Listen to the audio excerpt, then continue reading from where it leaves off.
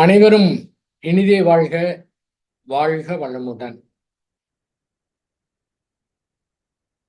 இன்றைய சிந்தனையாக உணர்வுகளின் மலர்வு என்ற தலைப்பிலே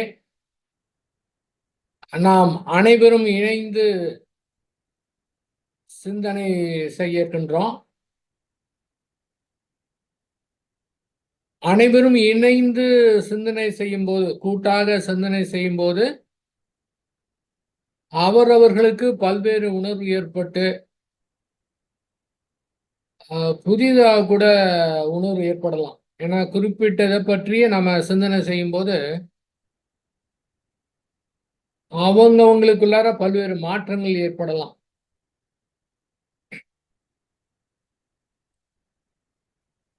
இந்த பிரபஞ்சத்திலே கோடானு கோடி சூரிய குடும்பங்கள் இருக்கின்றன. அவை அத்துணையும் ஒன்றோடு ஒன்று மோதிக்கொள்ளாமல் அப்படியே பஞ்சு போல் லேசாக மிதந்து கொண்டே இருக்கின்றன. நம்முடைய பூமி இருக்கக்கூடியது ஒரு சூரிய குடும்பம்னு சொல்லலாம். இந்த மாதிரி கோடானு கோடி சூரிய குடும்பங்கள் இந்த பிரபஞ்சத்திலே உழவிக் கொண்டிருக்கின்றன. அந்த பிரபஞ்சம் எவ்வளவு பெரிதாக இருக்கின்றது. இப்ப நம்முடைய சூரிய குடும்பத்துல அது வேகமாக சுழலுது அப்படின்னா அது ஒரு இடத்துல இல்ல, சுழன்று அப்படியே மிதந்து ஓடிக்கொண்டே இருக்கின்றது. அதை சுத்தி இருக்கின்ற கிரகங்கள் அப்படியே தன்னகத்தே வைத்து அப்படியே அதை அடிச்சிட்டு போகுதுங்க. இங்க ஒரு இடத்துல இல்ல, வேகமா சொல்லிட்டு அது அத்துணையும் அப்படியே அதை சுத்தி எத்தனை கிரகங்கள் இருக்கோ, சூரியனை சுற்றி எத்தனை கிரகங்கள் இருக்குதோ அது அப்படியே தூக்கிட்டு அப்படியே மிதந்து அது போய்கிட்டே இருக்குது. ஒரு இடத்துல இல்ல. அப்ப அங்க எவ்வளவு இடம் இருக்கணும்னு பாருங்க. இப்ப இது ஒண்ணும் இல்ல, இது மாதிரி கோடானு கோடி, ஒண்ணு இல்ல ரெண்டு இல்ல, கோடானு கோடி சூரிய குடும்பங்கள். நாம இருக்கக்கூடிய ஒரு சூரிய குடும்பம்னா கோடானு கோடி சூரிய குடும்பங்கள் அதே போல இயங்கி கொண்டிருக்கின்றன. அதுக்கு எப்போ எவ்வளவு இடம் இருக்கும் பாருங்க. அங்க டிராபிக் ஜாம் எல்லாம் ஏற்படுவதே கிடையாது. அந்த மாதிரி அவ்வளவு பெருசு. அத்தனையும் சுத்தி கொண்டிருக்கின்றது. அத்தனையும் அப்படியே அடித்து தூக்கிட்டு போகுது. அது பாடு போயிட்டே இருக்குதுங்க. அவ்வளவு இடம் கிடக்குதுங்க. பிரம்மாண்டமான அந்த பிரபஞ்சத்துல அத்தனையும் இயங்கி கொண்டே இருக்கின்றது. இதை தாண்டி சூழ்ந்து இருக்கக்கூடிய அந்த சுத்தவெளி தான் அது அத்தனையும் அற்புதமாக இயக்கி கொண்டிருக்கின்றது. தான் அசையாமல் இருந்து கொண்டு அது அத்துணையும் இயக்கி கொண்டிருக்கின்றோம்.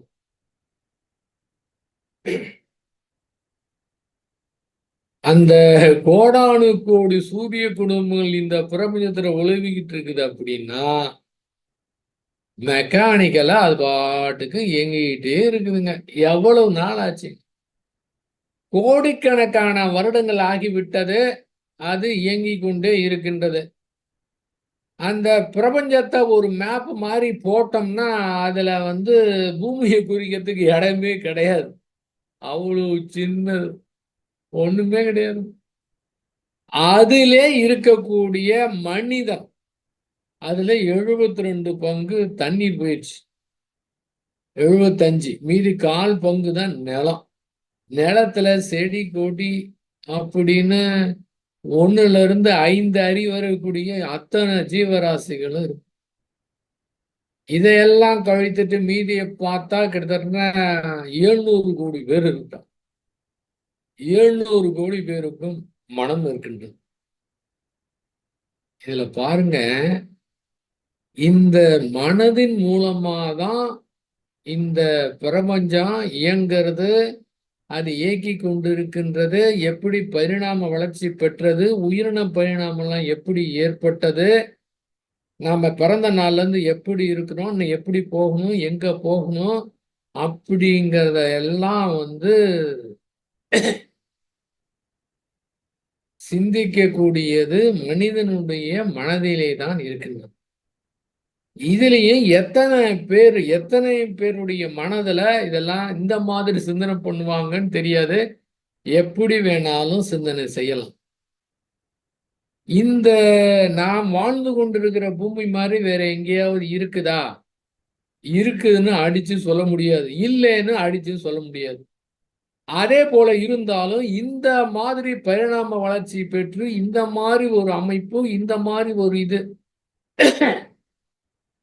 அதே மாதிரி இருக்குமா? அதையும் சொல்ல முடியாது. எல்லாமே நம்முடைய அறிவுக்கும் மனதுக்கும் அப்பாற்பட்டு நிகழ்ந்து கொண்டிருக்கின்றது. சரிங்க. இவ்வளவு இதுல இந்த மனித மனதுல இந்த உணர்வுன்னு ஒண்ணு இயற்கை கொடுத்திருக்குது பாத்தீங்களா? இதாங்க அற்புதம். இதாங்க சூப்பர். இதுக்கு மட்டும்தாங்க இந்த உணர்வு இருக்கு. எல்லாத்துக்கும் ஓரறிவு தாவரத்து தொடு உணர்வு இருக்கலாம். 5 அறிவு 5 வகை. அந்த உணர்வு இருக்கலாம். அந்த உணர்வு தான் இருக்கும். ஆனால் இந்த 6வது அறிவு படைத்த மனிதனிடத்திலே ஏற்பட்ட உணர்வு, அதாவது ஸ்ரீ வேதாத்திரி மகரிஷி அவர்கள் குறிப்பிடுவது, அந்த சுத்த வெளியே தன்னைத்தானே ரசித்துக் கொள்வதற்காக எடுக்கப்பட்ட உருவம் தான் மனிதன். தன்னைத்தானே ரசித்துக் கொள்வதற்காக. அப்போ அந்த உணர்வுகள் எப்படி இயற்கை கொடுத்திருக்கின்றது? எந்த மாதிரி உணர்வுகள்லாம் ஏற்படுது? இது அற்புதம் தானே. வேற எங்கேயுமே இது கிடையாது. மனிதன் மட்டும் இல்லைன்னு வச்சுக்கோங்க, இந்த மனித உணர்வு மட்டும் இல்லைன்னு வச்சுக்கோங்களேன், இது எல்லாமே இயங்குறது கூட அது தெரியாம இயங்கிட்டு இருக்குது. இவனுக்கு மட்டும்தான் இது எல்லாமே அந்த உணரக்கூடிய, ரசிக்கக்கூடிய ஒரு உணர்வு மனிதனிடத்திலே மனித அந்த மனம் படைத்தவங்கிட்ட தாங்க இருக்குது. ஏங்க, இயற்கை இவ்வளவு நுட்பமாக, அற்புதமாக உணர்வுகளை கொடுத்திருக்குதுன்னா, அந்த உணர்வுகளை அதனுடைய மதிப்பு தெரியாம அதனோடு எதிர்த்து போராடணும்னா அது என்ன ஆகும்? கொஞ்சம் நம்ம அத நினைத்து பார்க்கலாம். அந்த அளவிற்கு உணர்வுகளை நுட்பமாக அது கொடுத்திருக்கின்றது. அழகுனா அழகு. ஒரு 5வது வயதுல நடந்த நிகழ்ச்சியில் ஏற்படக்கூடிய உணர்வு இப்ப கூட நினைக்க முடியுது. கம்ப்யூட்டர்லாம் இருக்குதுன்னா ஒரு குறிப்பிட்டதுதான். மானிட்டரை மாத்தணும்.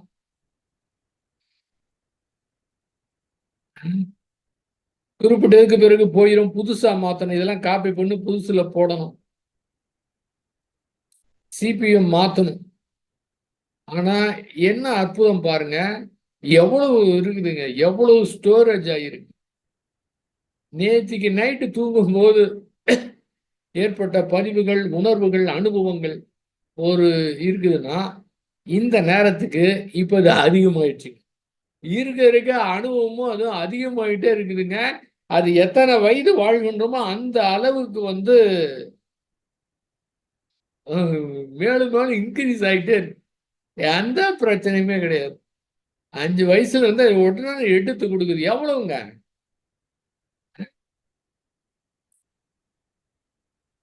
பிராக்ஷன் செகண்ட்ல அப்படியே எடுத்து கொடுக்குது. என்ன அழகா இயற்கை அமைச்சிருக்கு. அற்புதமா அமைச்சிருக்கு.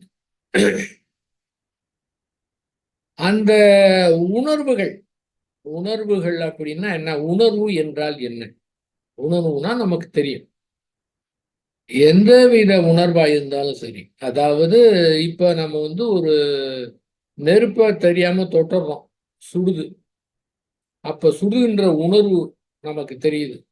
இத உடல் உணர்வு அப்படின்னு சொல்லலாம். மனதுக்கு ஒரு துன்பமான உணர்வு ஏற்படுது. துயரமான ஒரு சம்பவம் நடக்கின்றது. அதன் காரணமாக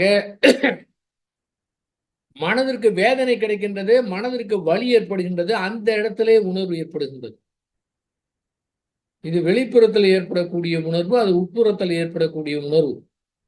இது வெளிப்புறத்துல நேரடியா தொடர்பு கொண்டதுனால ஏற்பட்ட உணர்வு. வெளிப்புறத்திலே நடந்த நிகழ்வின் காரணமாக மனதிலே ஏற்பட்ட உணர்வு.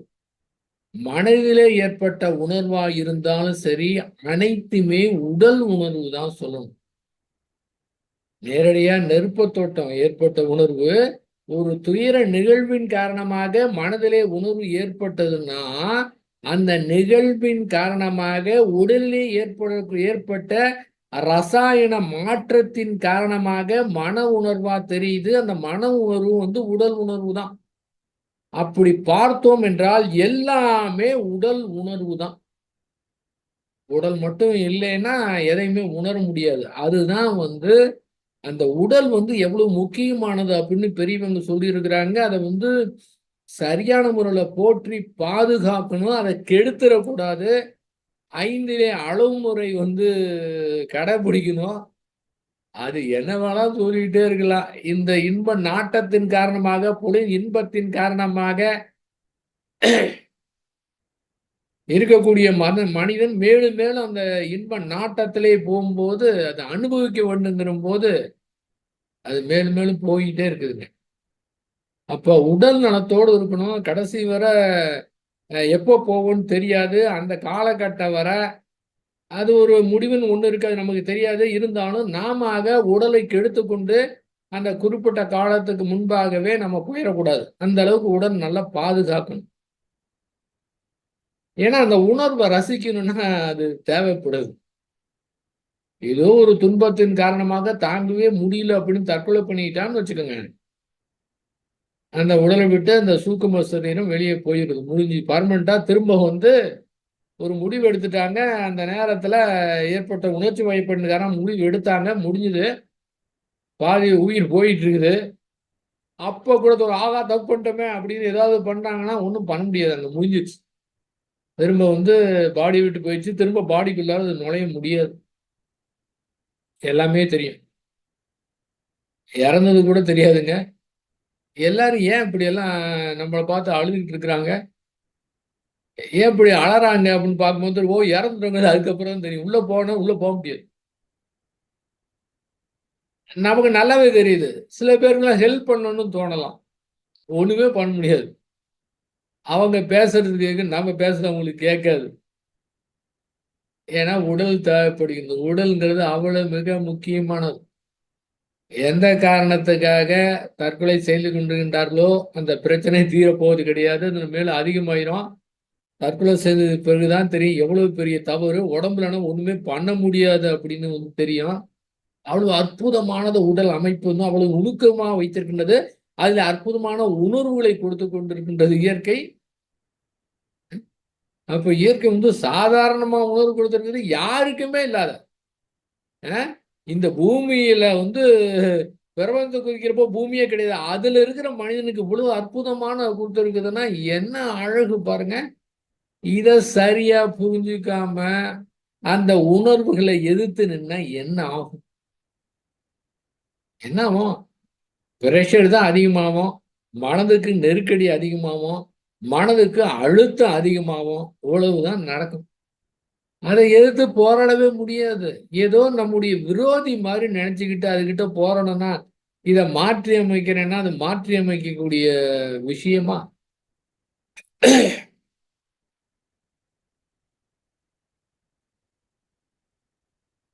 கோபம் ஏற்படுகின்றது. கோபத்தை வெளிப்படுத்தினா என்ன ஆகும்?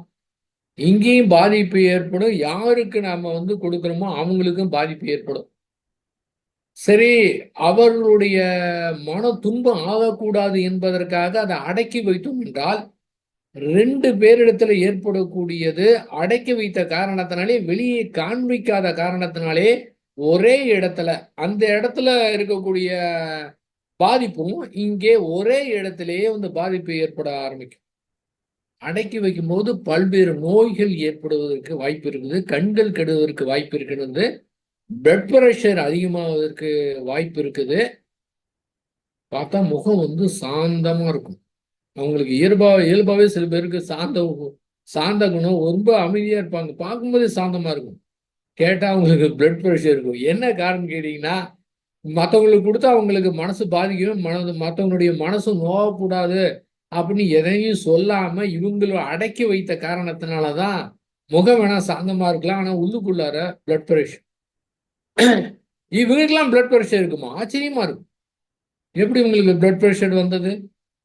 தங்களை அறியாமலே அந்த மன அழுத்தம் ஏற்பட்டு அந்த உணர்வுகளை அழுத்தி வைத்த காரணத்தினால அத நெருக்கடி ஏற்பட்டு அந்த மாதிரி வருது. அப்ப கோபத்துக்கு என்ன பண்றது? சினம் தவிர்த்தல் அப்படின்னு ஒரு பயிற்சி மகரிஷி அவங்க கொடுத்துருக்குறாங்க. எல்லாரும் சின்சியரா பண்றாங்களா? எல்லாரும் சின்சியரா பண்றதில்ல அப்படின்னு நான் சொல்ல முடியாது. நான் எல்லாத்துக்கும் போய் பார்த்தது கிடையாது. எப்பவுமே பார்த்தோம்னா நம்முடைய மனதை பொறுத்தவரை இருக்குது. நம்ம சின்சியரா செஞ்சா எல்லாரும் சின்சியரா செய்வாங்கன்னு நினைச்சுக்கிறது. நம்ம சின்சியரா செய்யலைன்னா யாரு சின்சியரா செய்யலன்னு நினைச்சுக்கிறது.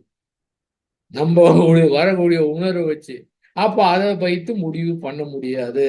எத்தனை பேர் சின்சியரா பண்றாங்க, அதெல்லாம் போயிட்டு எல்லாம் விசாரிச்சாதான் கிடைக்கும். விசாரிச்சாலும் அவங்க உண்மையை சொல்றாங்களா, பொய் சொல்றாங்களா, சின்சியரா பேசுறாங்களா, அதுவும் கண்டுபிடிக்க முடியாது. சரி, பெரிய மகான் அது மாதிரி கொடுத்துருக்காரு, அதுல தவறு ஏற்பதற்கு வாய்ப்பு இல்லை. இப்ப என்ன செய்யலாம்? எத்தனையோ தியானம் பண்ணி பார்த்தாச்சு, எத்தனையோ தரிசனம் செய்ய பார்த்தாச்சு. கோச்சிக்கே கூடாது, கோவமே கூடாது. அப்படியே நமக்கு கோவப்படுற மாதிரி நடத்தா கூட நம்ம ஒரு இன்முகத்தோடு இருக்கணும். அப்படி புத்தர் மாதிரி அமைதியை எப்போதும் இருக்கணும் அப்படின்னு நாம் நினைத்து கொண்டு இருக்கின்றலாம். ஆனால் இது என்னவென்றால் அது நம்முடைய ஆசை, நம்முடைய ஆசை, நம்முடைய தீர்மானம்.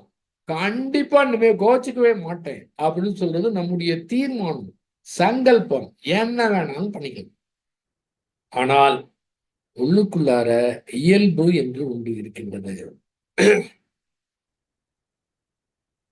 அந்த கோபம் வரக்கூடிய தன்மை இயல்பு அங்கே இருக்கின்றது. இதை எப்படி மாற்றுவது? வெளியில தீர்மானம் வேணாலும் எதை வேணாலும் பண்ணிக்கலாம். இது அடிமனத்துல போய் டச்சே பண்ண, இது சம்மந்தமே கிடையாது. இதெல்லாம் சேகரித்து வைத்த அறிவு. இந்த இயல்பை மாற்றுவது கடினம். அந்த இப்ப இயல்பையும் மாற்ற முடியும், நம்ம பார்க்கலாம். அப்ப எல்லாருமே இத சொன்னோம்னா கேட்கக்கூடியது, அப்ப மகரிஷி சொன்னது தவறா? தச்சோதனைன்னு ஒண்ணு 5 வைத்திருக்கிறாரு, இது தவறா? அப்ப ஒரு தப்பா சொல்லி இருப்பாரா? கரெக்டான கேள்வி. சரி, அந்த தற்சோதனையை பற்றி வேதாத்திரி மகரிஷி அவர்கள் என்ன சொல்லியிருக்கிறாங்கன்னா, நாள்தோறும் நம்முடைய சமையலுக்கு பாத்திரத்தை பயன்படுத்துகின்றோம். பயன்படுத்தியதற்கு பிறகு என்ன பண்ணணும்? அடுத்த நாட்களுக்கு அதை பயன்படுத்த வேண்டும் என்றால் அதை திரும்ப துலக்கி வைக்க வேண்டும். அப்புறம்தான் அதை பாத்திரத்தை பயன்படுத்த முடியும். துலக்காத பாத்திரத்தை திரும்ப சமையலுக்கு பயன்படுத்த முடியாது. அதே போல நம்முடைய மனதை கொண்டு அத்தனையும் செய்து கொண்டே இருக்கின்றோம். ஆகவே அந்த மனதை பாத்திரத்தை துலக்கிற மாதிரி மனதை தற்சோதனைங்கிறத துலக்குனாதான் திரும்ப மனதை பயன்படுத்த முடியும். ஓகே, இது ஏத்துக்கிற மாதிரி இருக்கு. ரைட், ஏத்துக்கிற மாதிரி இல்ல, ஏத்துக்கிட்டு தான் ஆகும். அப்ப அந்த தற்சோதனை செய்கின்றோம். நாள்தோறும் பாத்திரத்தை நிச்சயமா துலக்கணும், இல்லைன்னா யூஸ் பண்ண முடியாதுல்ல. ஆனால் நாள்தோறும் தற்சோதனை செய்தால் அதிலே வெற்றி பெற முடியும். நம்மால் நாள்தோறும் செய்ய முடிகின்றதா? நாள்தோறும் செய்பவர்கள் கொடுத்து வச்சவங்க. அப்ப நாள்தோறும் செய்ய முடியவில்லை என்றால் என்ன ஆகும்? மனதிலே சேர்ந்து கொண்டே இருக்கின்றது. அப்ப கோபம் வந்த அன்னைக்கு மட்டும் தற்சோதனை செய்து இனி எழாமல் பார்த்துக் கொள்வேன்னு சொன்னா அது நடக்குமானா நடக்கிறது. நடைமுறையிலே யதார்த்தத்திலே பார்க்க வேண்டும். அதற்கு அப்ப மகரிஷி சொன்ன தப்பான்னு திரும்ப அதையே கேட்டுக்கிட்டு இருக்க கூடாது. ஒரு பேராசிரியர் கேஜி சாமி அவர்கள் சொல்லுவார், இந்த சினம் தவிர்த்தல்ங்கிற பயிற்சியை அந்த பயிற்சியாகவோ அதை சொல்வதற்கு, அதை பேசுவதற்கு எனக்கு நான் முழுமையான அருகதை இருக்குது. ஸ்ரீ வேதாத்திரி மகரிஷி அவர்களுக்கு கூட அந்த உரிமை கிடையாது. ஏன்னா அவர் இயற்கையாவே ஞானியா இருக்கிறார். இயற்கையாவே இயல்பாகவே அவரிடத்திலே அந்த மென்மையான தன்மை இருக்கின்றது. அதனால அவங்களுடைய பிறவி எடுக்கும் போதே அவருக்குலாம் கோபம் வராது. அதனால அவரு சொல்றது அவரு சினந்தோறுதல் பேசுறதுல அர்த்தமே கிடையாது. ஏன்னா அவரு இயல்பே அவருக்கு வரவே வராது. அப்புறம் எப்படி அவருக்கு கண்டுபிடிக்க முடியும்? ஆனால் நான் எப்படியாப்பட்ட கோபக்காரன்னு எனக்கு தெரியும். நான் பயிற்சி செய்து பார்த்து இப்போது எனக்கு சினமே வருவது கிடையாது. அப்ப நான் தான் அதை முழுமையா சொல்வதற்கு உண்டு அப்படின்னு சொல்வார். அப்ப அத்தனை பேரும் சின்சியராக செய்தால் ஓரளவுக்கு வெற்றி கிடைக்கும். அது எப்பவுமே வெற்றி கிடைக்குமான்னு சொல்ல முடியாது.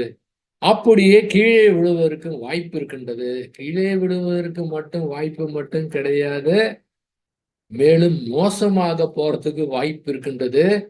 ஏனென்றால் தவம் மட்டும் செய்து மனதனுடைய சக்தியை மேலும் மேலும் அதிகமாகிட்டீங்கன்னா தியானம் செய்த காரணத்தினாலே அதிகமாக கோபம் வரத்துக்கு சான்ஸ் இருக்கு.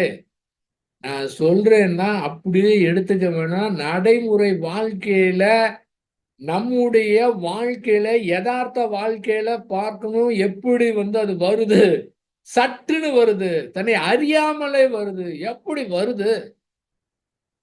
அப்ப தியானம் மட்டும் பண்ணிக்கிட்டு இருந்தீங்கன்னா ஏற்கனவே அந்த தியானம் எதற்கு பயன்படும் என்றால் அந்த கோபத்தை இன்னும் அதிகமா படுத்துறதுக்கு தான் தியானம் பயன்படும். இதை ஏத்துக்கலைன்னா நீங்க நம்மலாம் விவாதம்லாம் பண்ணவே வேணாம். நீங்க நினைத்து பாருங்க எப்படி இருக்குன்னு. நீங்களே யதார்த்தமான வாழ்க்கை நல்ல நிஜமாவே அங்க எப்படி இருக்கு அது வெளியில காமிக்க சட்டுன்னு என்ன மாதிரி வருது பாருங்க. அதை பார்க்கணும். அப்ப என்னதான் தீர்வு? அப்ப சின்சியரா பண்றவங்க இதை செய்து பாருங்க. வெற்றி பெற்றா வெற்றி ரொம்ப சந்தோஷம்தான். அதுக்காக அவர் சொன்னது தவறுன்னு சொல்லல. அதை கேட்கிறவங்க அவர் சொன்னது தப்பே கிடையாதுன்னா அவர் சொன்னதை செய்யணும்ல, சின்சியரா பண்ணணும்ல. அதோட அடிஷனலாக அதுல போராட்டம் நடத்திக்கிட்டு இருக்கிறவங்க இத செய்து பாருங்க. எப்படி இருக்குன்னு பாருங்க. வித்தியாசத்தை உணருங்க. ஒரு இது சொன்னாங்க அப்படின்னா அத பிடிவாதத்தை விட்டுட்டு அத செய்து பார்க்கலாமே, இதுல ஒண்ணும் தப்பு கிடையாது அப்படிங்கிற முறையில எடுத்து பார்த்தோம் என்றால் அந்த இடத்துல லகுவான ஒரு மென்மையான ஒரு திரவமான ஒரு மனநிலை கிடைத்துவிடும். அப்ப அந்த அற்புதமான இயற்கை உணர்வுகள் கொடுத்திருக்கின்றது என்றால் அது நமக்கு மோசமானதா கொடுத்திருக்கோம், நமக்கு முரண்பாடாவா கொடுத்திருக்கோம், நமக்கு விரோதியாவாது இருக்கும்? அப்படி கிடையாது. அந்த உணர்வுகள் அத்துணையுமே இயற்கை அங்கே கொடுத்திருக்கின்றது என்றால் அது அத்துணையுமே நம்முடைய நன்மைக்காகத்தான் கொடுத்திருக்கின்றது. இயற்கை தவறு நடப்பதற்கு அங்கே வாய்ப்பே கிடையாது. அப்ப இதை புரிந்து கொண்டு நாம கொஞ்சம் முயற்சி செய்து பார்க்கலாம். அப்ப அந்த மாதிரி நம்ம செய்தோம் என்றால் அது தொடர்ந்து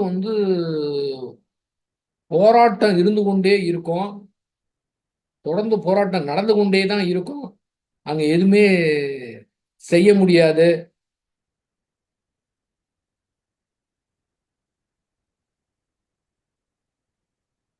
எப்போதும் விழிப்புணர்வோடு இருக்கிறது ரொம்ப கடினம். அந்த விழிப்புணர்வோடு இருக்க வேண்டும் என்பதே ஒரு மனதில பெரிய ஒரு போராட்டமா மாறிடும். அப்ப என்ன செய்யலாம்? என்ன செய்யலாம்னா அந்த உணர்வுகள் இயற்கையானவை, நம்முடைய நன்மைக்கு வருகின்றது. ஒரு நண்பன்னா நம்ம அவங்க எப்படி நடத்துவோம், இதோ எதிரினா எப்படி நடத்துவோம், நடத்தலாம் வேணாம். நண்பன்னா நம்முடைய மனதின் மூலமாக அவங்களை எப்படி நினைப்போம், ஒரு எதிரி விரோதினா நம்ம அவங்களை எப்படி நினைப்போம். அதனால வெளிப்புற செயல் கூட வேணாங்க. மனதிலே அது அத்துணையும் நம்முடைய நன்மைக்காக வந்திருக்கின்றது என்று ஒரு ஒரு இணக்கமான ஒரு உடன்பாட்டு உணர்வோடு அதற்கு இடம் கொடுத்தோம் என்றால் அது நமக்கு நன்மையாக மாறிவிடும். அதாவது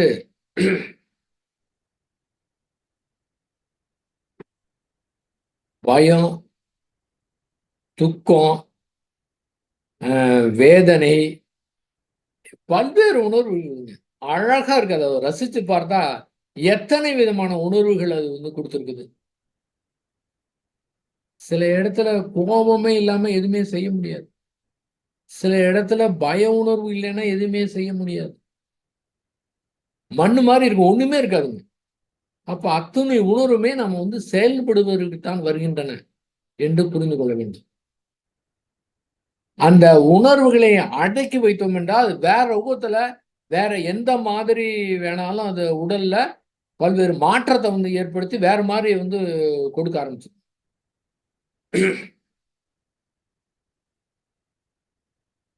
அப்ப இயற்கை அற்புதமாக மனிதனிடத்திலே உணர்வை கொடுத்திருக்கின்றது. இந்த உணர்வு வேண்டும், இந்த உணர்வு வேண்டாம் என்று நாம அதை மறுக்க கூடாது. மனதை பொறுத்தவரை, அகத்தை பொறுத்தவரை இந்த உயர்ந்தவை தாழ்ந்தவை என்பது கிடையாது. தெய்வீகமான உணர்வு, சாக்கடையான உணர்வு அப்படிங்கிறது எதுவுமே கிடையாது. அந்த அகத்தை பொறுத்தவரை, மனதை பொறுத்தவரை எல்லாமே ஒன்றுதான். எல்லா உணர்வுகளுமே ஒன்றுதான். அந்த உணர்வுகளுக்கு நாம் இடம் கொடுக்க வேண்டும். அதாவது எல்லாமே இயற்கையானவை. இயற்கையானதுக்கு எதிராக நம்ம எதுவுமே செய்ய முடியாது. இயற்கையை எதிர்த்து போராட முடியாது. அந்த உணர்வுகள் இயற்கை நம்முடைய நன்மைக்காக வந்திருக்கின்றன. எல்லாமே பரம்பொருளின் அம்சமாகத்தான் நாம் இருக்கின்றோம்.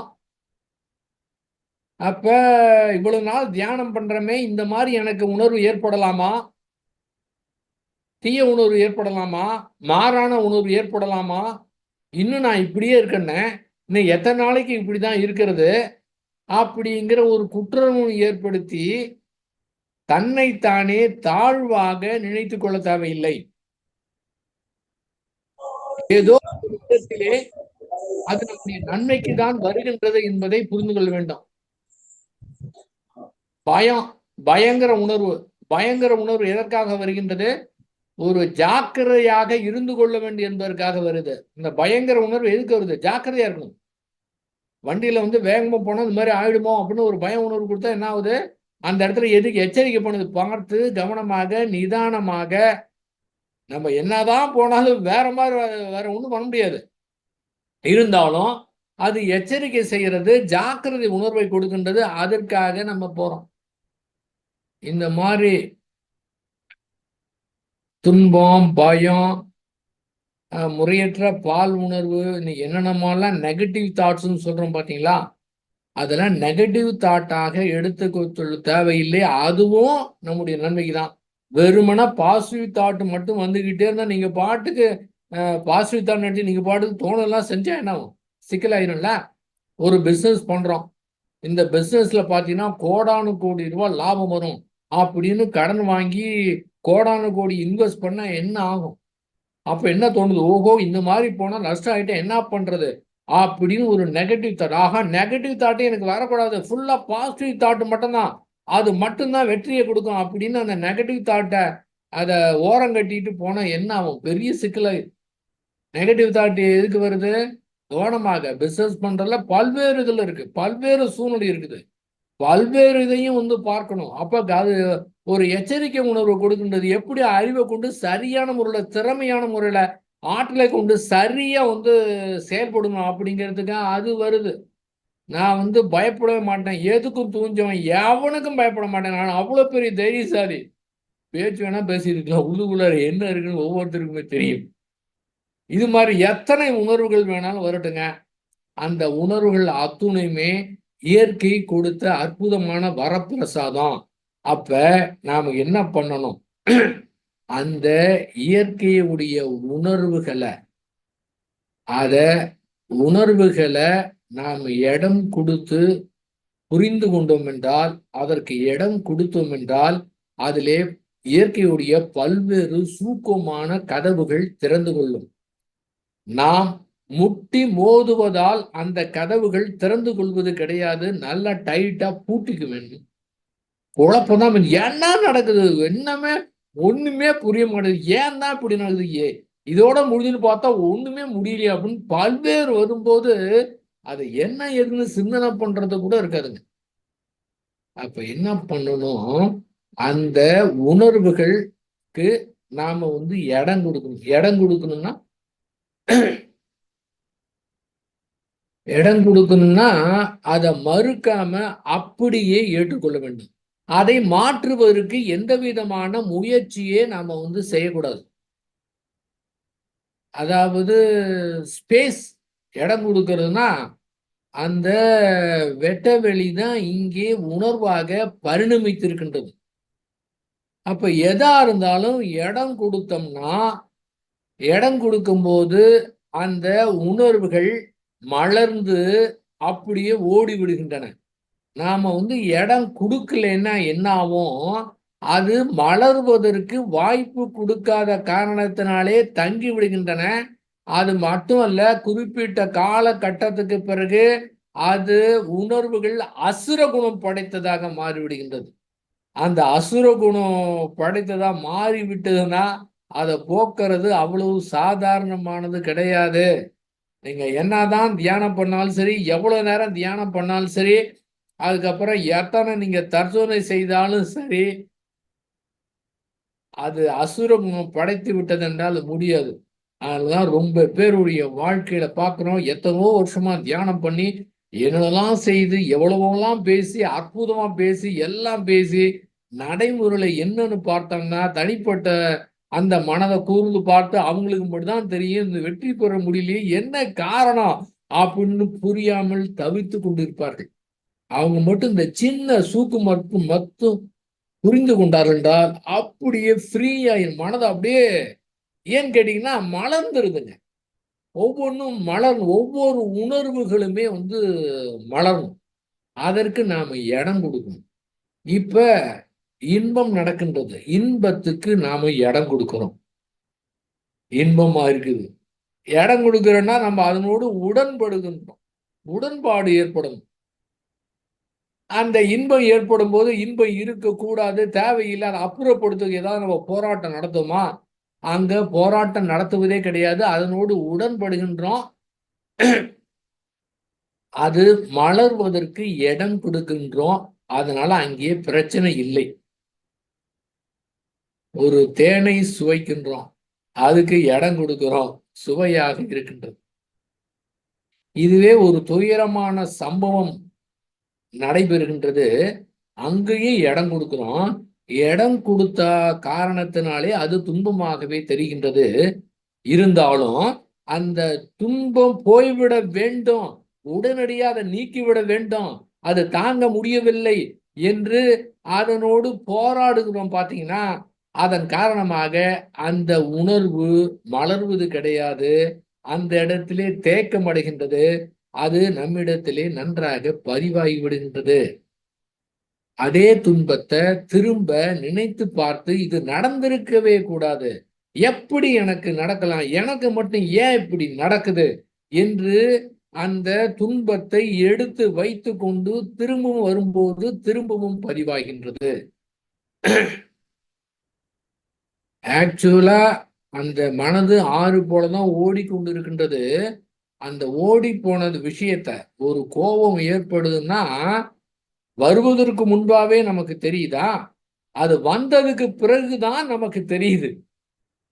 தெரிஞ்ச உடனே நம்ம ரியாக்ட் பண்ணி இருந்தாலும் எந்த மாதிரி உணர்வா இருந்தாலும் சரி, ஏங்க இந்த மாதிரி கண்ட உணர்வுக்கெல்லாம் இடம் கொடுத்துட்டு நமக்கு வாழ்க்கையில சிக்கல் ஏற்பட்டுறதா? ஏற்படாது. ஏன்னு கேட்டீங்கன்னா எந்த மாதிரி உணர்வா இருந்தாலும் நம்முடைய அறிவு அங்கீகாரம் கொடுத்தால்தான் திரும்ப திரும்ப நினைத்து திரும்பவும் அதை அறிவை கொண்டு செயல்படுத்தினாதான் செயலாக மாறுமே தவிர அதை அப்படியே விட்டு விட்டோம் என்றால் அது மறந்து விட்டதென்றால் உடனடியாக மறைந்து விடும். அந்த மலர்வதற்கு நம்ம ஒரு வாய்ப்பு கொடுக்கணும், இடம் கொடுக்கணும். அது கொடுப்பது கிடையாது. அப்ப உடனடியாக அது போக மாட்டேங்குதுன்னா அதுக்கு என்ன காரணம்னா இது அப்படியே இருக்கிறது இல்ல. இது புதுப்பிக்கப்பட்ட துன்ப உணர்வு. அந்த உணர்வு ஏற்பட்டது, அது போயிடுச்சு. திரும்ப வாலண்டியரா போனதை இழுத்து பிடிச்சி ஏன் இப்படி நடந்தது, நடக்கக்கூடாது, எனக்கு நடந்துடக்கூடாது, இது இப்படி நடந்திருக்கவே கூடாது அப்படின்னு நடந்து முடிஞ்சிச்சுங்க. நடந்து முடிந்த விஷயம். இனிமே ஒண்ணுமே பண்ண முடியாது. இது நடந்திருக்காம இருந்தா எப்படி இருக்கும் என்று நினைத்து பார்த்து அதையே திரும்ப திரும்ப அதுக்கு ஆக்சுவலா அது ரெனிவல் பண்றோம். இது புதுப்பிக்கப்பட்ட அதே துன்ப உணர்வு. இன்னும் இருந்த துன்ப உணர்வு கிடையாது. இது புதுப்பிக்கப்பட்ட துன்ப உணர்வு. திரும்பவும் அதுக்கு ரெனிவல் பண்ணிக்கிட்டே இருந்தா இன்னும் அதிகமாயிட்டே இருக்கும். அது அசுர குணம் படைத்ததாக மாறிவிடுகின்றது. ஆனால் அதே உணர்வை மலர்வதற்கு நாம் வாய்ப்பு கொடுத்தோம் என்றால் அது அப்படியே ஆறு போல உடனடியாக மலர்ந்து அது ஓடிடும். ஒரு ரூம்ல எக்கச்சக்கமான பழைய பொருட்கள்லாம் போட்டு வச்சிருக்கிறோம். அங்க போகிறதுக்கு இடமே இல்லை. நம்ம ஒண்ணு போய் எடுக்கிறோம்னா இட வசதி குறைவா இருக்குது, நம்மளால முடியலைங்க. அந்த பொருட்களை அத்தனையும் அப்புறப்படுத்திட்டோம், அந்த ரூமுக்கு ஈஸியா போயிட்டு வரலாம். அதே போலதான் நம்முடைய மனதிலே அவ்வளோ எக்கச்சக்கமா போட்டு வச்சிருக்கோம். அந்த மலர்வதற்கு இடம் கொடுக்காம வைத்திருக்கின்றோம். அதன் காரணமாக நம்மளால எதுவுமே செய்ய முடியல. நம்ம தீர்மானம் வேணா பண்ணலாம், இது உறுதி, இது மாற்றவே நிச்சயமா அதை செய்வேன், கண்டிப்பா செய்வேன். இப்ப ஏற்படக்கூடிய அந்த உணர்வு பாருங்க அவ்வளவு ஸ்ட்ராங்கா இருக்கு. ஆனா தூங்கி எழுச்சி எல்லாம் மறந்துடும், மறைந்து விடும். ஆனால் இயல்பாக யதார்த்தமாக என்ன உணர்வு ஏற்படுகின்றதோ அந்த உணர்வை அப்படியே ஏற்றுக்கொண்டோம் என்றால் மாற்றுவதற்கு முயற்சி செய்தாமல். அப்போ இன்பம் மட்டும் ஏன் இன்பமா இருக்குது? ஏன்னா இன்பம் நீங்க அங்க போராடதே கிடையாது. போராடாத காரணத்தினால இன்பமா இருக்கு. இதையே துன்பத்தையும் போராடம் இருந்தா அதே மாதிரி ஓடிடும். எப்படி இன்பம் எப்படி இருக்குதோ அதே போல துன்பமும் ஒரே மாதிரி இருக்கு. இங்க நம்ம போராட்டம் நடத்துகின்றோம். அதை மலர்வதற்கு நாம இடம் கொடுக்கறதே கிடையாது. அந்த இடம் கொடுக்கணும், ஸ்பேஸ் நாம கொடுக்கணுங்க. அப்ப என்ன பண்ணணும், ஆன்மீகத்துல இதுதான் ஆன்மீகம், இதுதான் ஆன்மீகம் இல்லைன்னு பிரிக்கவே கூடாது. பொதுவாக ஆன்மீகம் என்றால் என்ன பண்ணணும், உணர்வுகளை பெருக்கிக் கொள்ள வேண்டும், நினைவுகளை சுருக்கி கொள்ள வேண்டும். உணர்வுன்னா எல்லாமே உணர்வு தான். காலையிலிருந்து நைட்டு வரை பல்வேறு உணர்வுகள் ஏற்படுகின்றன. தியானம் 1/2 மணி நேரம் தியானம் பண்றான், அப்படியே உணர்வு ரொம்ப அதிகமா இருக்கு. அந்த உணர்வு பெருக்கிக்கணும், நினைவை சுருக்கிக்கணும். நினைவுனா ஒரு உணர்வு ஏற்பட்டது, பய உணர்வு ஏற்பட்டது, உடனே நினைவு வருது, இந்த பயப்படக்கூடாது, பயத்தை சரி பண்ணும், பயத்தை சரி பண்ணும் அப்படின்னு அந்த பய உணர்வை குறைக்கிறதுக்கு பார்த்துக்கிட்டு நினைவுல அதிகப்படுத்தும். துன்ப உணர்வு ஏற்பட்டது, துன்ப உணர்வு இருக்குன்னா அந்த உணர்வை மலர்வதற்கு நம்ம வாய்ப்பு கொடுக்கணும். ஆனா நினைவு மூலம் என்ன பண்றோம், இந்த துன்பம் ஏற்படக்கூடாது, அப்ப தாங்க முடியாத மன வேதனை தாங்க முடியும், வலி ஏற்படுகின்றதை எப்படி சரி செய்கிறது, இதை சரி செய்து பார்க்கணும் அப்படின்னு அந்த உணர்வோடு போராட்டம் நடத்தினோம் என்றால், நிச்சயமாக போராடினோம் என்றால் முடியவே முடியாது. என்ன முட்டி மோதினாலும் அது முடியாத விஷயம். இந்த பிறவி மட்டும் இல்லைங்க, நீங்க எத்தனை பிறவி எடுத்தாலும் சரி அதனோடு போராடி ஜெயிக்கவே முடியாது. அதை அப்படியே ஃப்ரீயா விட்டுட்டோம்னா, ஒரு ஆறு போல ஓட விட்டோம் என்றால் இப்போது என்ன ஆகும், அது அது காணா போயிடும், புத்தம் புதுசா வந்துகிட்டே இருக்குங்க. நம்ம தமிழ் ஆனந்த யோகத்துல அடிக்கடி அதிகமாக பேசக்கூடியது கர்மா. ஒரு நன்மணி சார் உயிரிலேயே பதிவாயிடுச்சு கர்மாவை பத்தி பேசுறது. எது கர்மா, எது கர்மா இல்ல, எப்படி கர்மா பெருகும், என்னென்ன. ஆக எல்லாருக்குமே அந்த கர்மா பற்றி ஒரு பயம் இருக்குது. இந்த உணர்வுகளை மலர்வதற்கு நாம சான்ஸ் கொடுத்தோம் என்றால் கர்மாவை பற்றி கவலைப்படவே தேவையில்லை. அதுக்கு என்ன உதாரணம்? கர்மானா ஒரு ஒரு உதாரணத்துக்காக சொல்றேன். அது கூட ஒரு பொருட்டா தேவையில்லை. அது பொருட்டாவே எடுக்க தேவையில்லை. இது சரியான முறையில் புரிஞ்சுக்கணும். பொருட்டாக எடுத்துக்கொள்ள தேவையில்லை. என்னன்னா ஒரு கதை ஒண்ணு. என்னன்னா இந்த இருள் இருக்குது பாத்தீங்களா, இருட்டு. இந்த இருள் என்ன பண்ணுது, கடவுள்கிட்ட போய் ஒரு முறையீடு வச்சுதான், இந்த பாருங்க, இந்த சூரியன் என்ன ஒரு இடத்துல தங்க விட மாட்டேங்குது. எப்ப பார்த்தாலும் நீ துரத்தி துரத்தி துரத்திக்கிட்டே இருக்கு. ஒரு இடத்துல என்ன இருக்கவே முடியல, நம்முடைய தொந்தரவு தாங்கவே முடியல. தயவு செய்து சூரியன் சொல்லி எனக்கு தொந்தரவு பண்ணாம இருக்க சொல்லுங்க அப்படின்னு கடவுள்கிட்ட சொல்லிருக்கு. கடவுள் என்ன பண்ணாரு, சூரியனை கூப்பிட்டு, ஏப்பா இந்த மாதிரி தொந்தரவு கொடுக்குற, இருள போயிட்டு அது இருக்க விடாம துரத்திக்கிட்டே இருக்கிறீங்க, ஏன் இந்த மாதிரி தொந்தரவு கொடுக்குற, இந்த மாதிரி செய்யாத. உடனே சூரியன் சொன்னான், அப்படியா, இருளா அப்படின்னு ஒண்ணு இருக்குதா, ஆனா எனக்கே தெரியாத, நான் பாட்டுக்கு சுத்திக்கிட்டே இருக்கிறேன், ஒரு இடத்துல இல்லாம நான் பாட்டுக்கு சுத்திக்கிட்டே இருக்கிறேன், என் வேலையது கிடையாது, நான் எதுக்கு அதை போய் துரத்த போறேன், வேணா அந்த இருட்டை என்கிட்ட நேரடியா வர சொல்லுங்க, இந்த மாதிரி முறையிட சொல்லுங்க அப்படின்னு கடவுள்கிட்ட சூரியன் சொன்னிச்சான். இதுவரை இருட்டு நேருக்கு நேரா போய் சூரியன்கிட்ட தன்னுடைய துன்பத்தை சொல்லவே இல்லை. என்ன காரணம்? ஏன்னா இருட்டு நேருக்கு நேர் சூரியனை பார்க்க முடியாது. ஏன்னா சூரியன் வந்தாவே இருட்டு போயிடும். அதே போல இந்த உணர்வுகளுடைய மலர்வுகளை புரிந்து கொண்டால், உணர்வுகளை எதிர்த்து போராடாமல் அப்படியே ஆறு போல ஓட விட்டோம் என்றால், அது மலர்வதற்கு இடம் கொடுத்தோம் என்றால், எப்படி சூரியன் இருளை பார்க்கவே முடியாதோ, இருட்டு எப்படி ஓடி போயிருமோ, அதே போல நம்முடைய கர்மாக்கள் கூட அப்படியே ஓடிவிடும். இந்த மலர்வு மட்டும் ஏற்பட்டது என்றால் அப்படியே ஓடினா அதை பத்தி பயப்படவே தேவையில்லை. அது பெரிய மேட்டரே கிடையாதுங்க. அந்த அளவுக்கு அது ஒண்ணுமே இல்லாம போயிருக்கு. ஏன்னு கேட்டீங்கன்னா எல்லாமே நீங்க ஏத்துக்கிறீங்க. இது தப்பு, இந்த மாதிரி இருக்கு அப்படின்னு நீங்க போராட்டம் நடத்தும் போது அது அசுர குணமா மாறுது. ஆனா எல்லாமே இணக்கமாக, உணர்வுகள் அத்துணையுமே இயற்கையானவை, அழகானவை, அற்புதமானவை, தெய்வீகமானவை, பரம்பொருளுடைய தன்மை அதனிடத்திலே இருக்கின்றது. அந்த இடத்துல பரம்பொருளை தவிர, அந்த இறை தன்மையை தவிர அங்க வேற எதுவுமே கிடையாது. அத்துணையுமே நம்முடைய நன்மைக்கு தான் வந்திருக்கின்றது. இந்த நோக்கத்துல நாம பார்த்தோம் என்றால் எங்கேயாவது நமக்கு துன்ப உணர்வு ஏற்படுமா? துன்ப உணர்வு ஏற்படாது. துன்ப செயலும் ஏற்படாது. நம்முடைய செயலை மட்டும் கவனமா இருந்து நல்லது மட்டும்தான் செய்யணும். வேற நாம நம்முடைய அறிவை கொண்டு செயலை மட்டும், ஏன்னு கேட்டீங்கன்னா அந்த உணர்வு என்பது அவங்களுடைய சூழ்நிலைக்கு ஏற்றாற் போல, அவங்களுடைய வினைப்பதிவு தந்தாற் போல, அவங்களுடைய இயல்புக்கு தகுந்தாற் போல அது வெளிப்படுது. நம்முடைய தீர்மானம் வேறையா இருக்கலாம், இயல்பு வேறையா இருக்கலாம். அப்ப தீர்மானம் என்னதான் பண்ணாலும் அந்த அடிமனத்தை போய் டச் பண்ணாது. அப்ப இயல்பை வெளிப்படுத்திக்கிட்டு தான் இருக்கும்.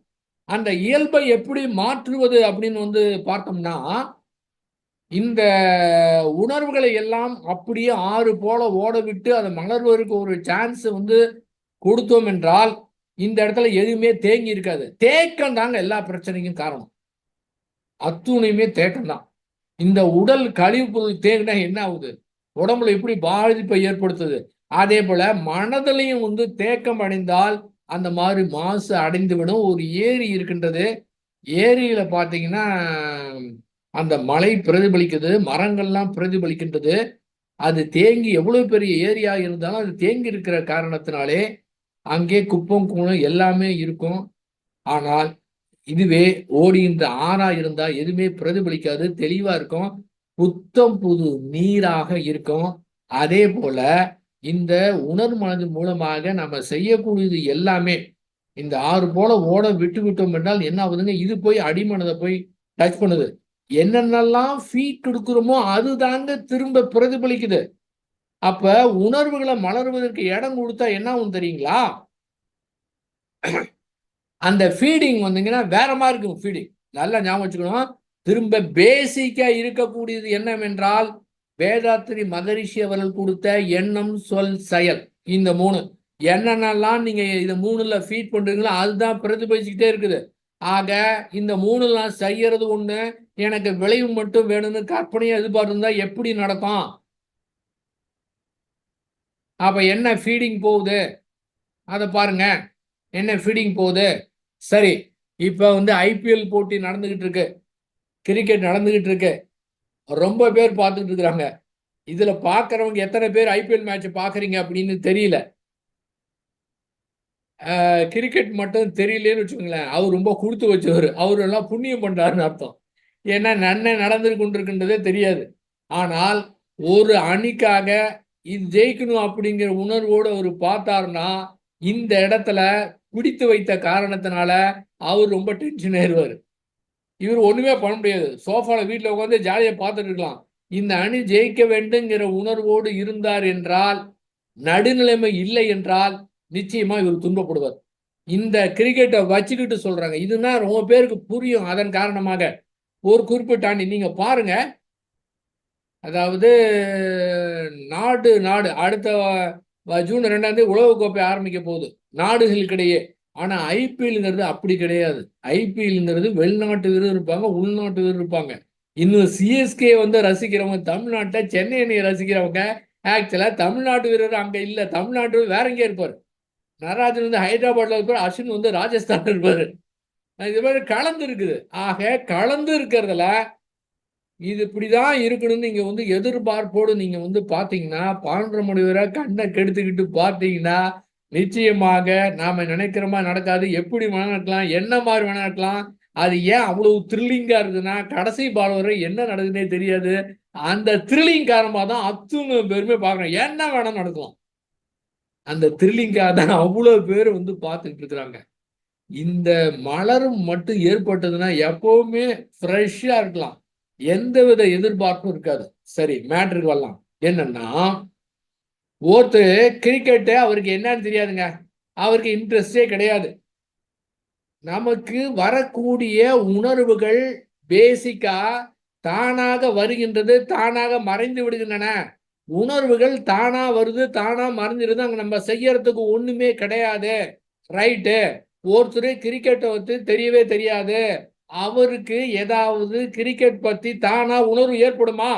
இந்த டீம் தான் ஜெயிக்கணும்னு அவரை அறியாமலே வருமா? வராது. ஏன்னா அவர் கிரிக்கெட்னா என்னன்னே தெரியாது. ஆக நீங்க கிரிக்கெட்டை பத்தி ஃபீட் பண்ணி வச்சிருந்தாதான் நீங்க தியானம் பண்ணும்போது இந்த டீம் ஜெயிக்கணும்னு வரும். இன்னைக்கு சாயந்தரம் 7:30 மணிக்கு மேட்ச் ஆரம்பிக்குது. ஆகவே சீக்கிரமா தியானத்தை முடிச்சுட்டு அவர் பாட்டு கூப்பிட்டா 2 மணி நேரம் கூட பேசிக்கிட்டே இருப்பாரு. நம்ம போய் மேட்சை பார்க்கலாம் அப்படின்னு மேட்ச் பார்க்கலாம்னு தோணும். ஆக கிரிக்கெட் தெரியாத ஆளுக்கு அந்த உணர்வு ஏற்படுமா? அவருக்கு உணர்வே ஏற்படாது, ஜாலியா இருப்பாரு. அங்க இன்பத்துமே அவருக்கு இல்லை, ஏன்னா அது தெரியாது. இது ஒரு உதாரணம். அதே போல சீரியலை பார்த்துட்டு, சினிமாவை பார்த்துட்டு, கட்சியை பார்த்துட்டு, நடிகரை பார்த்துட்டு, நடிகையை பார்த்துட்டு இந்த மனம் ஏதேனும் இயற்கையாக ஏதேனும் ஒன்றை பற்றும்.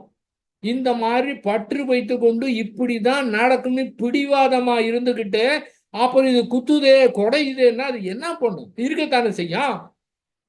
அப்ப எந்த விதமான உணர்வுகள் தானாக தோன்றி தானாக மறைந்தாலும் கிரிக்கெட் தெரியாத நபருக்கு கிரிக்கெட் பற்றிய உணர்வு வரவே வராது.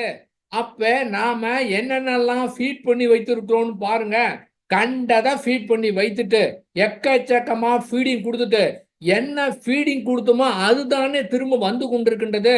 ஃபீட் பண்ணதை திரும்ப வந்து கொண்டிருக்க போய் நீ வரக்கூடாதுன்னு நினைச்சா எப்படிங்க முடியும்? திரும்பவும் எண்ணம் சொல் செயல், எண்ணம் சொல் செயலின் மூலமாக என்னென்னலாம் ஃபீட் பண்றோமோ அதை அடிமனதுல பதிவாகி அப்படியே வைத்திருந்து காலத்தால எடுத்து கொடுக்குதுன்னு சொல்றாங்கல்ல கருமையத்துல. அப்படியே அந்த நேரத்தை அந்த மாதிரி அழகா எடுத்து கொடுக்குது இல்ல, அதுதான் மலருது. அந்த எடுத்து கொடுக்கறத மலருதுக்கு எப்ப தெரியாம பண்ணிட்டீங்க. கிரிக்கெட்டை தெரியாம பார்த்துட்டீங்க, அது அடிமை ஆயிட்டீங்க. அந்த ஒன் டே மேட்ச், T20 மேட்ச்னா அது தன்னை அறியாம போதை மாதிரி பார்க்க ஆரம்பிச்சுட்டீங்க. அப்ப துன்பம் ஏற்படதான் செய்யும். அப்ப நீங்க ஃபீட் பண்ணது. இப்ப அதே கிரிக்கெட் மேட்ச அப்படியே சாதாரணமாக எந்த வித இல்லாம நடுநிலை இல்லாம அதாவது நடுநிலை உணர்வோடு. நடுநிலைன்னா என்னங்க? இதுல கூட இன்னொரு நடுநிலை மேல அற்புதமான ஒண்ணு இருக்குதுங்க. நடுநிலை என்ன, ரெண்டு பக்கம் சாயாம இருக்குது, அந்த மாதிரி கூட சொல்லலைங்க. அதாவது ஒரு ஜட்ஜ் இருக்காருன்னா நடுநிலைமையோடு அவர் ஒரு அதாவது நாட்டுல ஒரு தப்பு நடந்துச்சு, ஜட்ஜுக்கு நல்லாவே தெரியும். ஜட்ஜுங்கிற தனி நபருக்கு நன்றாகவே தெரியும் யாரு தவறு செய்திருக்கிறாங்கன்னு. ஆனா அந்த ரெண்டு பேருடைய வக்கீல் வந்து வாதாடுறாங்க. இவரு நல்லாவே தெரிந்தால் கூட இவரு தீர்ப்பு கொடுக்க முடியாது. ரெண்டு அட்வொகேட்டு எந்த மாதிரி வாதாடுறாங்களோ அதுக்கு தகுந்த மாதிரி தான் இவர் ஜட்ஜ்மெண்ட் கொடுக்க முடியும். இப்ப சொல்லக்கூடிய அந்த ஜட்ஜ்மெண்ட் அது கூட இல்ல. எதுவுமே இருக்கக்கூடாது. நீங்க ஒரு சாரா இருக்குன்னா அதை அப்படியே ஃப்ரீயா 6 போல ஓட விட்டு யாரு கிரிக்கெட் ஆடணும் ஜாலியா என்ஜாய் பண்ணணும். அந்த மாதிரி என்ஜாய் பண்ணீங்கன்னா நீங்க அது வந்து சரி போ, யார் ஜெயிச்சா என்ன, நமக்கு என்ன வர பொண்ணு வந்து தூங்கிடுவீங்க. ஆனா பற்றுகளரா பற்று வைத்தீங்கன்னா அப்போ இதை வைத்து வச்சுக்கலாம். ஏன் எனக்கு எப்படி வருதுன்னா என்ன ஃபீட் பண்ணியிருக்கோம், கிரிக்கெட்டா இருக்கட்டும், உணர்வா இருக்கட்டும், என்ன நினைச்சிருக்கோம், எதை பத்தி என்ன நினைச்சிருக்கோம், சீரியலா இருக்கட்டும், படமா இருக்கட்டும், கண்ட படமா இருக்கட்டும், எது வேணா இருக்கட்டும், என்ன ஒண்ணு வரட்டுங்க, எதை ஃபீட் பண்ணி வைத்திருக்கோம், அப்ப அதானே வரும். அப்போ வந்ததையே வந்து நீங்க வரக்கூடாது, ஏற்கனவே செஞ்சு வச்சதே எனக்கு வரக்கூடாதுன்னா எப்படிங்க முடியும் அது?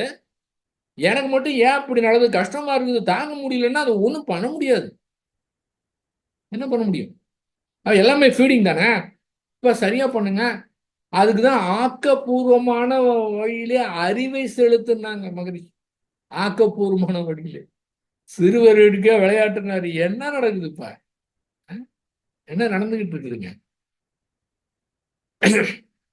அப்ப என்ன ஃபீட் பண்றோமோ அதுதான் வருது போச்சு. சரிங்க, தெரியாதமா ஃபீட் பண்ணியாச்சு, முடிஞ்சு போச்சா? முடிஞ்சு போனது ஒன்றும் பண்ண முடியாது. அப்ப அதுக்கு தான் சொல்றது, ஃபீட் பண்ணதா வருதுங்கிறப்ப எதுவா இருந்தாலும் அதை அப்படியே ஏற்றுக்கொண்டு அப்படியே ஓகே சொல்லிட்டு அதை அதை எதிர்க்காம இடம் நாம அதற்கு கொடுத்து இடம் கொடுக்கணும், உடன்பாடு அதோடு இருக்கணும். ஏன்னா இயற்கை அழகு, பரம்பொருளே அதான், அதனுடைய விளைவே அதுதான். நான் ஒண்ணு செஞ்சுட்டு விளைவு எனக்கு வரக்கூடாது எப்படி முடியுமா? முடியவே முடியாத. அப்ப அந்த உணர்வுகளை அப்படியே ஏற்றுக்கொண்டு அதை மாற்றுவதற்கு முயற்சி செய்யாம அப்படியே விட்டால் அந்த உணர்வுகள் அத்துணையும் வளர்ந்து அழகா அது போயிட்டே இருக்கும். புத்தம் புது உணர்வு வந்துகிட்டே இருக்கும். இங்க என்ன நடக்குதுன்னே தெரியாது. எதுவும் நடந்தாலும் சரி, பிரபஞ்சம் முழுவதும், உலகம் முழுவதும் என்ன நடந்தாலும் சரி, நம்முடைய மனம் மட்டும் அந்த பிறந்த நோக்கத்தை, அதாவது தன்னைத்தானே ரசித்துக் கொள்வதற்காக எடுக்கப்பட்ட உருவம் தான் மனிதன் அப்படின்னா அந்த நிஜமாகவே அதை அப்படியே ரசிக்கலாம். எங்க வேணாலும் குழப்பம் சுத்தி என்ன நடக்கட்டும், உலக போரே நடக்கட்டும், என்ன வேணா நடக்கட்டும், ஆனா இங்க மட்டும் அந்த உணர்வை ரசித்து கொண்டு இருக்கலாங்க. இதுக்கு தாங்க நம்ம பிறவியை எடுத்திருக்கிறோம். இந்த பிரபஞ்ச ரகசியத்தை தெரிந்து கொண்டு அதற்கு தான் பிறவியை எடுத்திருக்கிறோம். அது தெரியாம புரியாம அதோட கட்டி போட்டுக்கிட்டு இருந்தா கதைக்கு ஆகவே ஆகாது. ஆக அந்த மலர்வதற்கு கொடுப்போம். திரும்பவும் பலமுறை சொல்லிட்டேன். என்னவென்றால் இதை மட்டும் நல்லா ஞாபகம் வச்சுக்கோங்க. அதை மலர்வதற்கு இடம் கொடுக்கவில்லை என்றால் அது அசுரத்தன்மையா மாறிடும். லேசான ஒரு சுருக்கமான உணர்வு அப்படியே வந்து மறையக்கூடியது. அது வந்து ஸ்ட்ராங்கா போயிடும். ஒரு ஹார்மோனிய பெட்டி இருக்கின்றது, அந்த பெட்டியை ஒரு பட்டனை அழுத்தணும், அதுல வந்து ஒரு மியூசிக் வருது, மியூசிக் நமக்கு பிடிக்கல, அந்த மியூசிக் இல்லாம பண்ண திரும்ப பட்டன் அழுத்தினோம் என்றால் திரும்ப மியூசிக்கை புதுப்பிச்சிடணும். அதே போல இது வேண்டும் வேண்டாம் என்ற உணர்வை நாம வந்து அந்த உணர்வை வேண்டுங்கிற உணர்வை நீட்டித்து கொள்வதற்கும் வேண்டாத உணர்வை அப்புறப்படுத்த முயற்சி செய்யும் போது அது முடியாது. அது ஸ்ட்ராங்கா மாறிடுது. அதற்கு நாம தான் உயிர் ஊட்டுகின்றோம். இல்லை என்றால் அதனுடைய அதனுடைய ஆயுள் அரை வினாடி தான். அப்ப அந்த உணர்வுகளை ரசிக்க ஆரம்பித்து ஏற்றுக்கொள்ள வேண்டாம். உணர்வுகளை பெருகிக்கிட்டே இருக்கணும். உணர்வுகளை என்ன மாதிரி உணர்வு வேணாலும் வரட்டும், அப்படியே ஏத்துங்க. அதாவது போயிட்டே இருக்கான். அந்த உணர்வுகளை பெருக்கும், நினைவுகள்லாம் சுருக்கும். நினைவுனா இதை வச்சுக்கிட்டு இப்படி ஆயிடுமோ அப்படி ஆயிடுமோ, அது பாட்டு கற்பனை, அது பாட்டுக்கு என்னென்னமோலாம் கற்பனை எங்கேயோ போயிருங்க. அந்த போனதுனால ஏற்படக்கூடிய ரசாயன மாற்றம் அது பதிஞ்சு திரும்ப போய் ஒரு பிரச்சனையும் இல்லைங்க. ரொம்ப ஜாலியா இருக்கலாங்க. அழகா இருக்கலாங்க. ரசிக்கலாங்க. ஏங்க இயற்கை அதுக்கு தாங்க படைச்சிருக்கு. இந்த சூக்குமம் தெரியாத காரணத்தினால, அந்த சூக்குமம் மட்டும் தெரிஞ்சுன்னா உங்களால என்னால விவரிக்க முடியாதுங்க. அப்படியே இயற்கை பல்வேறு கதவுல அப்படியே திறந்துகிட்டே இருக்குங்க. அழகா பளிச்சு பளிச்சுன்னு அடிச்சுக்கிட்டே இருக்குங்க. இந்த சூக்குமம் புரியலைன்னா என்ன ஆகும்? என்னதான் முட்டி மோதினாலும் கதைக்காவது அதனுடைய கதவுகள் திறப்பதில்லை. ஆகவே அந்த உணர்வுல ரசிக்க ஆரம்பிப்போம். நம்மளுடைய நன்மைக்கு தான் வருது. நீங்க என்ன உணர்வு வேணாலும் எடுத்து பாருங்க. நம்முடைய நன்மைக்கு, நம்முடைய காப்பாற்றுறதுக்கு தான் வருகின்றது என்பதை புரிந்து கொண்டு, நம்முடைய செயலை அறிவை கொண்டு சிறப்பா செய்வோம். இது நம்முடைய கையில தான் இருக்குது. யாருமே இதை தடுக்க முடியாது. கடவுள் கூட இதை தடுக்க முடியாது. அதுக்கு உண்டான விளைவை. ஆக இந்த 6 போல ஓட விட்டு உணர்ச்சி வயப்பட்ட நிலை இல்லாம இருந்தா தெளிவா சிந்தனை பண்ண முடியும். செயலை சிறப்பா செய்ய முடியும். அந்த அளவுக்கு வல்லமை இங்க கிடைச்சிரும். இப்ப அதே துன்பம் கொடுக்கக்கூடிய மனது அந்த மனம் இப்ப அறிவுக்கு ஹெல்ப் பண்ண ஆரம்பிச்சிடும். இன்னும் சிறப்பா அழகா நம்முடைய காரியத்தை செய்ய முடியும். அப்ப அருள் தந்தை அவருடைய கண்ட கண் அந்த போரில்லா நல்லுலகத்திற்கு எத்தனை பேர் இந்த மாதிரி 6 போல ஓட விடுறாங்களோ அதை பொறுத்து அந்த இது ஏற்படும். இப்ப 2 நாளுக்கு முன்னால பூனேல ஒரு 17 வயது பையன் டிரைவிங் லைசன்ஸ் கிடையாது. ரொம்ப ஆடம்பரான கார் அவங்க அப்பா வாங்கி கொடுத்து போயிட்டு பார்லயே போய் குடிச்சிட்டு காரை எடுத்து 2 பேர் கொண்டு. இது வெளியில தெரிஞ்சது, வெளியே தெரியாம ரொம்ப இருக்கு. வெளியில தெரியல, நியூஸ் வரல. அவ்வளவு விஷயங்கள். இந்த பணக்கார பையன்கள்லாம் பணம் இருக்கக்கூடிய காரணத்தினால காரை வாங்கி கொடுத்து, தண்ணியை வாங்கி கொடுத்து, என்ன அவங்களுடைய பணமே அவங்களுடைய வாழ்க்கையை கெடுத்துருது. ஆடம்பர வாழ்க்கையை கெடுத்துருது. அந்த போதை இல்லாத நம்ம உருவாக்குவோம், இளைஞர்கள் நல்லா உருவாக்குவோம், அந்த உணர்வுகளை பெருக்குவோம். நாம இருக்கிற இடமே அந்த அழகு, அந்த இயற்கை, அந்த பரம்பொருளே இங்க இருக்கக்கூடிய காரணத்தினால அந்த மாதிரி அந்த 6 போல ஓட விட்டோம்னா அந்த வைப்ரேஷனே நம்ம சுத்தி இருக்கிற இடத்துல அவங்களுக்கே தன்னை அறியாம ஒரு மாற்றம், ஒரு இனிமை கிடைக்கும். அந்த மாதிரி மாற்றத்தை ஏற்படுத்தணும். அதான் மகரிஷி அவர்கள் கண்ட கனவான அந்த நடமான அறிவித்திருப்பவர்களாக மாறுவோம். போதையில்லா தமிழகத்தை உருவாக்குவோம் என்று கூறி வாய்ப்பெடுத்த உங்கள் அத்துணை பேருக்கும் நன்றி கூற அமைகின்றேன். வாழ்க வையகம், வாழ்க வையகம், வாழ்க வளம்.